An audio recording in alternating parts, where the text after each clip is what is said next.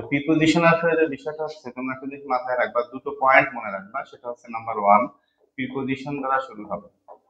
Preposition preposition দ্বারা শুরু হবে, প্রিপজিশন দ্বারা শুরু ও প্রিপজিশন দ্বারা শেষ, ও প্রিপজিশন দ্বারা শেষ হবে, প্রিপজিশন দ্বারা শেষ। ঠিক আছে, প্রিপজিশন দ্বারা শুরু এবং প্রিপজিশন দ্বারা শেষ। তাহলে আমরা যদি একটা এক্সাম্পল দিই, যেমন একটা এক্সাম্পল এরকম হতে পারে, যেমন ধরো on account of, on account of, on account of, clear, in order to. দেখো তাহলে এটা নাম্বার 2। 2 নম্বর যেটা সেটা হচ্ছে আমরা আর খুবই ইম্পর্টেন্ট, সেটা হচ্ছে প্রিপজিশন দ্বারা শুরু হবে, প্রিপজিশন প্রিপজিশন দ্বারা শুরু হবে এন্ড নাউন দ্বারা শেষ হবে। প্রিপজিশন দ্বারা শুরু ও নাউন দ্বারা শেষ, নাউন দ্বারা শেষ। এই দুটো পয়েন্ট তোমরা সবসময় মনে রাখবা। কি কি? একটা হচ্ছে প্রিপজিশন দ্বারা শুরু, প্রিপজিশন দ্বারা শেষ, একটা হচ্ছে প্রিপজিশন দ্বারা শুরু, নাউন দ্বারা শেষ। ওকে, তো এটার এক্সাম্পলে যদি আমি যাই, যেমন মনে করো আমি যদি বলি in the kitchen, in the kitchen, in the kitchen. ঠিক আছে, তাহলে এবার আমরা একটা লক্ষ্য রাখি, সেটা কি জিনিস আমরা একটু দেখবো। সেটা হচ্ছে এখানে প্রথমে বলা হয়েছে যে প্রিপজিশন দ্বারা শুরু, তাহলে এটা একটা প্রিপজিশন দেখো অন, আর একটা অফ প্রিপজিশন, তাই না? প্রিপজিশন, তাহলে দুটো জিনিস, একটা প্রিপজিশন এখানে শুরু আর একটা শেষ।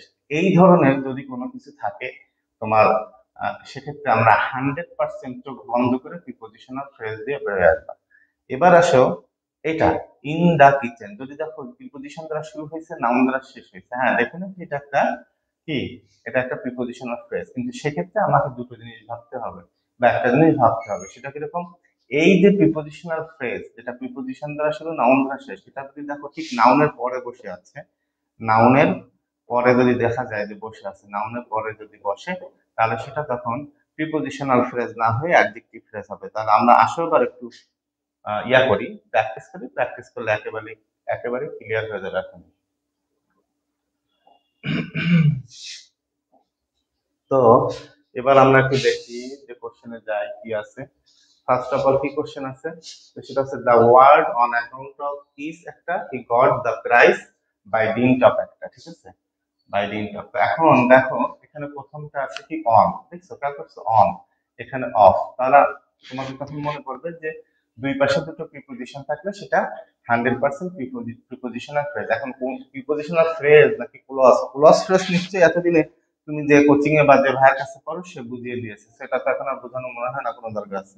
হি got the prize by dint of, লক্ষ্য করি এখানে শুরু হয়েছে বাই দ্বারা এবং অফ দ্বারা। তাহলে আমি বলতে পারি এটা যে এটা প্রিপজিশনাল ফ্রেজ, যে কোনো একটা জায়গায় হয়তো বা আছে দিস ইজ প্রিপজিশনাল ফ্রেজ। তাহলে দুটো মোটামুটি ক্লিয়ার। দেন আমরা আরো দুটো কোশ্চেন আমরা একটু প্র্যাকটিস করে দেখি যে আমরা পারি কিনা। সেটা হচ্ছে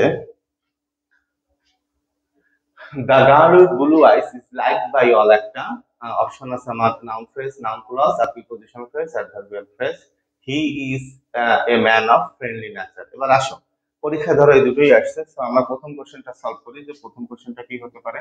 আজকে কি দ্য গার্ল উইথ ব্লু আইস, তাহলে দেখো ভালো করে লক্ষ্য করো, প্রিপজিশন দ্বারা শুরু এবং নাউন দ্বারা শেষ। ঠিক আছে, তাহলে এটা আমরা তো বলতে পারি যে এটা একটা প্রিপজিশনাল ফ্রেজ।